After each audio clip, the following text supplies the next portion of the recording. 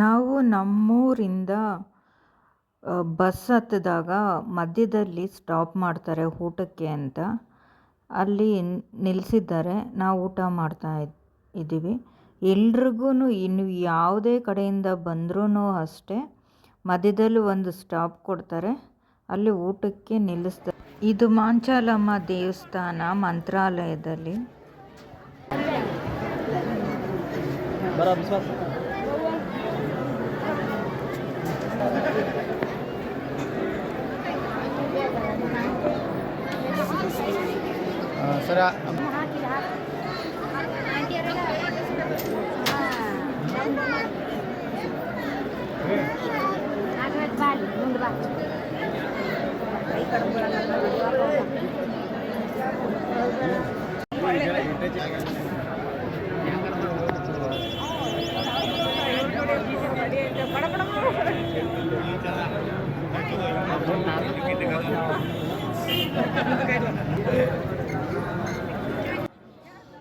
ಇವತ್ತು ಗುರುವಾರ ಆಗಿರೋದ್ರಿಂದ ತುಂಬ ರಶ್ ಇದೆ. ಒಳಗಡೆ ಗೇಟಿಂದ ಹೊರಗಡೆ ಗೇಟ್ವರೆಗೂ ಜನರಿದ್ದಾರೆ. ಗುರುವಾರದಿಂದ ಭಾನುವಾರದವರೆಗೂ ವಿಪರೀತ ರಶ್ ಇರುತ್ತೆ. ಸೋಮವಾರ, ಮಂಗಳವಾರ, ಬುಧವಾರ ಅಷ್ಟೊಂದು ಜನ ಇರೋದಿಲ್ಲ. ಶನಿವಾರ, ಭಾನುವಾರ ಅಂತೂ ಗುರುವಾರದಕ್ಕಿಂತ ಜಾಸ್ತಿ ಜನ ಇರ್ತಾರೆ. ಏಕೆಂದರೆ ಶನಿವಾರ, ಭಾನುವಾರ ಹಾಲಿಡೇಸ್ ಬರೋದ್ರಿಂದ ತುಂಬ ರಶ್ ಆಗೋಗಿರ್ತಾರೆ. ಮತ್ತು ಮಾಮೂಲಿ ಹಾಲಿಡೇಸ್ ಬಂದಾಗಲೂ ಸಹ ತುಂಬ ರಶ್ ಇರ್ತಾರೆ ಮಂತ್ರಾಲಯದಲ್ಲಿ.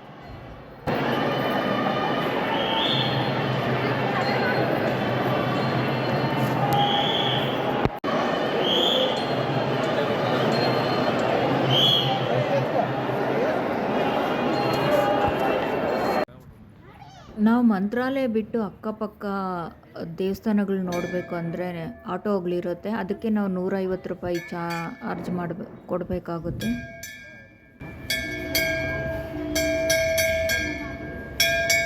ರಾಯರ ದರ್ಶನ ಆಯಿತು ಸಾಯಂಕಾಲ. ನನಗೆ ಇನ್ನೊಬ್ಬರು ಯೂಟ್ಯೂಬರ್ ಪರಿಚಯ ಆದರು. ನಾವು ಎಲ್ಲ ಪಂಚಮುಖಿ ಬಿಚ್ಚಾಲೆ ಕಡೆ ಹೋಗ್ತಾ ಇದ್ದೀವಿ. ಇದು ಮೊದಲನೇ ದೇವಸ್ಥಾನ ಅಭಯ ಆಂಜನೇಯ ದೇವಸ್ಥಾನ ಅಂತ ತೋರಿಸ್ತಾರೆ. ರಾಯರ ದೇವಸ್ಥಾನ ಮಂತ್ರಾಲಯದಿಂದ.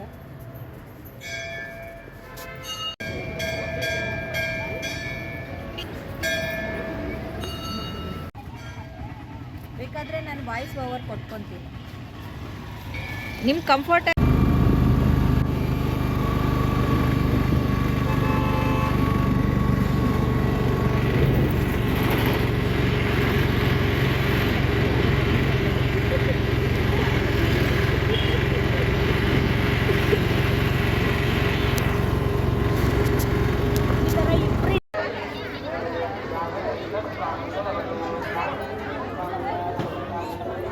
ಪಂಚಮುಖಿ ಆಂಜನೇಯ ದೇವಸ್ಥಾನ.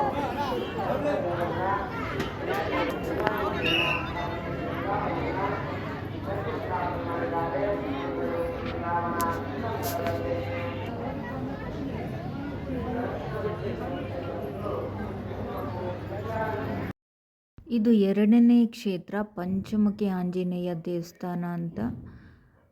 ಆಂಜನೇಯ ದೇವರು ರಾಯರಿಗೆ ಒಲ್ದಿರೋ ಜಾಗ. ಕಲ್ಲು ಬಂಡೆಯಲ್ಲಿ ಪಂಚಮುಖಿ ಆಂಜನೇಯ ದೇವರಿದ್ದಾರೆ. 5 ರೂಪಗಳಲ್ಲಿ ದರ್ಶನ ಕೊಡ್ತಾರೆ. ರಾಯರು ಇಲ್ಲೆಲ್ಲ ತಪಸ್ಸು ಮಾಡಿರೋ ಸ್ಥಳ ಇದು.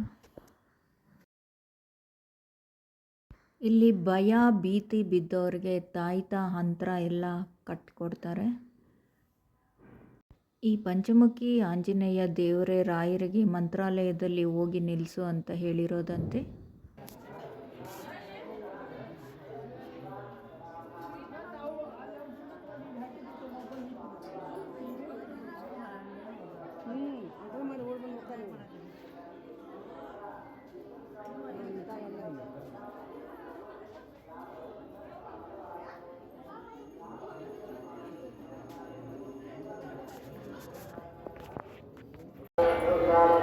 ನನಗಿದೊಂದು ಅದ್ಭುತ ಅನ್ನಿಸ್ತು.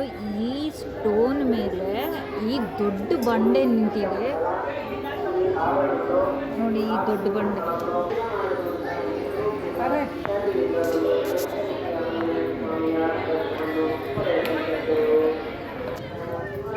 ಇಲ್ಲಿಂದ ಇಳಿದ ಮೇಲೆ ಈ ಕಡೆ ಹೋಗಬೇಕು, ಲಕ್ಷ್ಮೀ ದೇವಸ್ಥಾನ ಇದೆ, ಎಲ್ಲ ಹೋಗ್ತಾ ಇದ್ದೀವಿ. ಇದು ಅದರೊಳಗಡೆ ದೇವರಿರೋದು ಆಂಜನೇಯ ಸ್ವಾಮಿ ಪಂಚಮುಖಿ.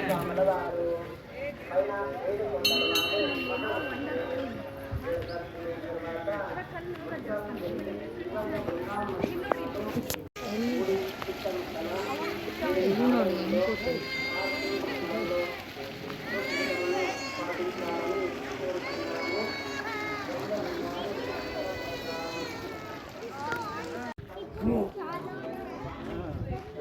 ಈ ಬಂಡೆ ಬಂದು ಬೆಡ್ ಆ್ಯಂಡ್ ಪಿಲ್ಲೋ ಅಂತೆ. ಹೆಂಗಿದೆ ನೋಡಿ.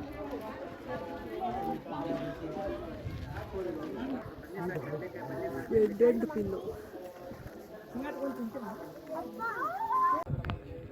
ಇಲ್ಲಿಂದ ಮುಂದೆ ಸಾಗಿದ್ರೆ ಲಕ್ಷ್ಮೀ ದೇವಸ್ಥಾನ ಅಲ್ಲಿ ಕಾಣಿಸ್ತಾ ಇದೆ ಅದು.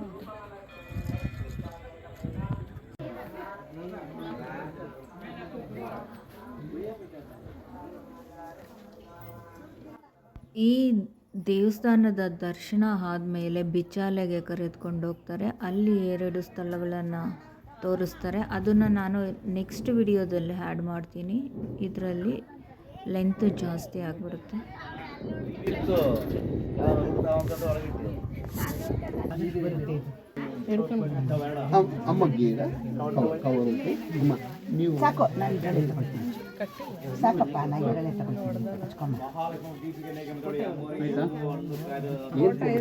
ಈ ಲಕ್ಷ್ಮೀ ದೇವರು ಉದ್ಭವ ಮೂರ್ತಿ.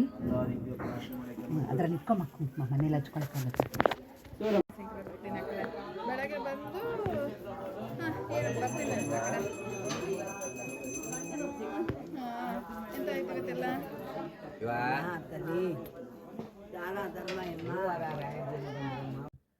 ನಾವು ಮಂತ್ರಾಲಯ ತಲುಪಬೇಕಾದ್ರೆ ಬರೀ 37 ರೂಪಾಯಿ ಇದ್ದರೆ ಸಾಕು. ಹೇಗೆಂದರೆ ನಾವು ಇಲ್ಲಿಂದ ರಾಯಚೂರಿಗೆ ಫ್ರೀ ಬಸ್ಸು. ನೀವು ಯಾವ ಕಡೆಯಿಂದನಾದರೂ ಬರ್ಬೋದು, ಬೆಂಗಳೂರಿಂದನಾದರೂ ಬರ್ಬೋದು, ಗದಗು, ಮೈಸೂರು, ಬೆಳಗಾಮು, ನೀವು ಯಾವ ಕಡೆಯಿಂದ ಬಂದ್ರೂ ರಾಯಚೂರವರೆಗೂ ಫ್ರೀ ಇರುತ್ತೆ. ಮತ್ತು ರಾಯಚೂರಿಂದ ನಮ್ಮ ಕರ್ನಾಟಕ ಬಾರ್ಡ್ರ್ ಬರುತ್ತೆ, ಎಮ್ಮಿಗೆರೆ ಅಂತ ಏನೋ ಬರುತ್ತೆ, ಅಲ್ಲಿವರೆಗೂ ಫ್ರೀ. ರಾಯಚೂರಿಂದ ನಾವು ಇನ್ನೊಂದು ಬಸ್ಸು ಮಂತ್ರಾಲಯಕ್ಕೆ ಹೋಗೋ ಬಸ್ಸು ಹತ್ತಬೇಕಾಗುತ್ತೆ. ಅಲ್ಲಿಂದ ಎಮ್ಮಿಗೆರೆ ಅಂತ ಸ್ಟಾಪ್ ಬಾರ್ಡ್ರ್ ಬರುತ್ತೆ, ಕರ್ನಾಟಕ ಬಾರ್ಡ್ರು, ಅಲ್ಲಿವರೆಗೂ ಟಿಕೆಟ್ ತೆಗೆದುಕೊಳ್ಳಲ್ಲ. ಅಲ್ಲಿಂದ ಆಂಧ್ರ ಬಾರ್ಡ್ರ್ ಶುರುವಾಗುತ್ತೆ. ಅಲ್ಲಿಂದ ಮಂತ್ರಾಲಯದವರೆಗೂ ನಾವು ಟಿಕೆಟ್ ತೊಗೊಬೇಕು. 37 ರೂಪಾಯಿ ಚಾರ್ಜ್ ಮಾಡ್ತಾರೆ. ಇದು ಹೆಂಗಸರಿಗೆ. ಗಂಡಸರಿಗಾದರೆ ಜಾಸ್ತಿ ಇದೆ. ಮತ್ತು ಬರೋವಾಗಲೂ ಅದೇ ಸೇಮು. ಆಂಧ್ರ ಬಾರ್ಡ್ರ್ವರೆಗೂ ನಾವು ಟಿಕೆಟ್ 37 ರೂಪಾಯಿ ತೆಗೆದುಕೊಳ್ಬೇಕಾಗುತ್ತೆ. ಮತ್ತು ಆಂಧ್ರ ಬಾರ್ಡ್ರ್ ಆದಮೇಲೆ ಆಧಾರ್ ಕಾರ್ಡ್ ತೋರಿಸಿ ರಾಯಚೂರವರೆಗೂ ಫ್ರೀ ಇದೆ. ಗಂಡಸರಿಗಾದರೆ 80 ರೂಪಾಯಿ ಏನೋ ಚಾರ್ಜ್ ಮಾಡ್ತಾರೆ ರಾಯಚೂರಿಂದ ಮಂತ್ರಾಲಯಕ್ಕೆ. ಡೈರೆಕ್ಟಾಗಿ ಮಂತ್ರಾಲಯದಿಂದ ಬೆಂಗಳೂರಿಗೂ ಬಸ್ಸುಗಳಿದೆ, ಬೇರೆ ಕಡೆಗೂ ಬಸ್ಸುಗಳಿದೆ. ಆದರೆ ನಾವು ಅದಕ್ಕೆ ಪೇ ಮಾಡಬೇಕಾಗುತ್ತೆ. ಎಷ್ಟು ಅಮೌಂಟ್ ಇದೆಯೋ ಅಷ್ಟನ್ನು 650 ರೂಪಾಯಿ ಏನೋ ಇದೆ, ಅಷ್ಟು ಚಾರ್ಜ್ ಮಾಡ್ತಾರೆ, ಅಷ್ಟು ಪೇ ಮಾಡಬೇಕಾಗುತ್ತೆ. ಈ ಥರ ಬಂದರೆ ಬರೀ 37 ರೂಪಾಯಿ, ಬರೋದಕ್ಕೆ ಹೋಗೋದಕ್ಕೆ 37 ರೂಪಾಯಿ ಇದ್ದರೆ ಸಾಕಾಗುತ್ತೆ. ಅಲ್ಲಿ ರೂಮುಗಳ ವ್ಯವಸ್ಥೆನೂ ಸಾಕಷ್ಟು ಇದೆ, ಕಮ್ಮಿ ರೇಟಿಂದನೂ ಇದೆ. 200 ರೂಪಾಯಿಗೂ ಸಿಗುತ್ತೆ, 100 ರೂಪಾಯಿಗೂ ಸಿಗುತ್ತೆ, ಈ ಥರ ಎಲ್ಲ ಸಿಗುತ್ತೆ. ಮಠದ ಕಡೆಯಿಂದ ರೂಮುಗಳು ಇದೆ, ಬಟ್ ಸಿಗೋದಿಲ್ಲ, ತುಂಬ ಇವಾಗ ರಶ್ ಆಗೋಗಿದೆ.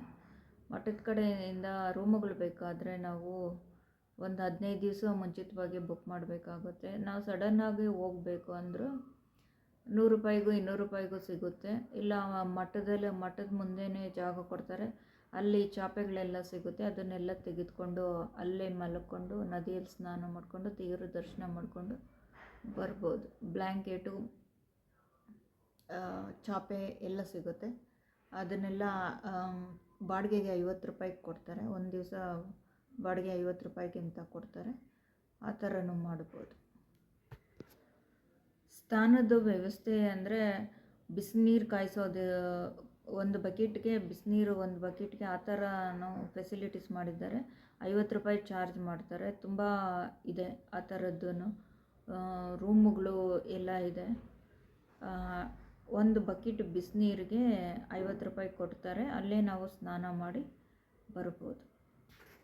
ಊಟಕ್ಕೆ ರಾಯರ ಮಠದಲ್ಲೇ ಊಟ ಸಿಗುತ್ತೆ. ಹೋಟ್ಲುಗಳು ಬೇಜಾನಿರುತ್ತೆ. ಬ್ರಾಹ್ಮಣರಿಗೆ ಒಂದು ಕಡೆ ಊಟ ಇರುತ್ತೆ, ಮಾಮೂಲಿ ಜನರಿಗೆ ಒಂದು ಕಡೆ ಊಟ ಇರುತ್ತೆ.